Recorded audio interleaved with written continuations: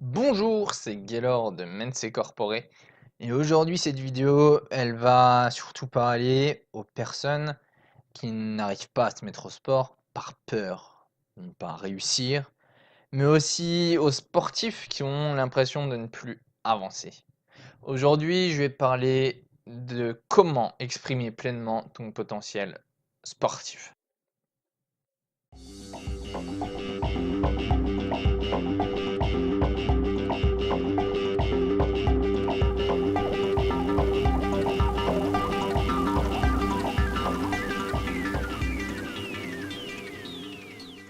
Tout d'abord, quand on parle de potentiel, on parle d'ambition.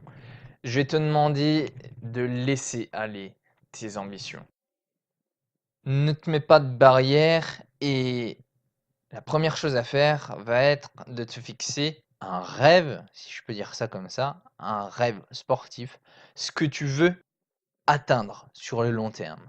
Tu vas devoir te fixer un objectif long terme. Par exemple, pour un coureur, ça peut être, par exemple, faire un marathon, faire son premier marathon. Pour un sprinter, par exemple, ça pourrait être de courir en dessous des 9 secondes. Ou pour, je sais pas, quelqu'un qui fait de la force athlétique, ça pourrait être de soulever une barre au soulevé de terre de 200 kilos.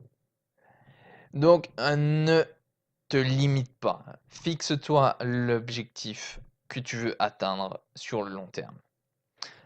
Ensuite, une fois que tu auras cet objectif long terme, ce rêve, cette vision, tu vas pouvoir diviser cet objectif en plusieurs. C'est ce qui va te donner tes objectifs court terme. L'autre chose essentielle lorsque tu te fixes des objectifs pour les atteindre, ça va être tout simplement d'être régulier. Deuxième chose, quand on parle de potentiel, on parle aussi de se connaître soi-même.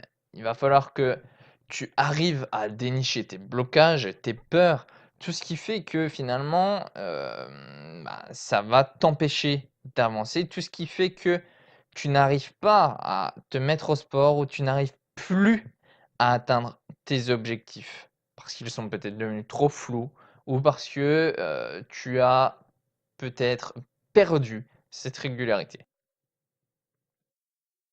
La troisième chose importante quand on parle de potentiel, on parle aussi de progrès. Lorsque tu as un progrès, lorsque tu atteins un objectif court terme, n'hésite pas à le célébrer. N'hésite pas à montrer que tu as réussi à le véhiculer. N'hésite pas à véhiculer les émotions que ça te procure. En gros, célébrer un progrès, ça va te permettre d'ancrer toutes les émotions positives que tu retires de ce progrès.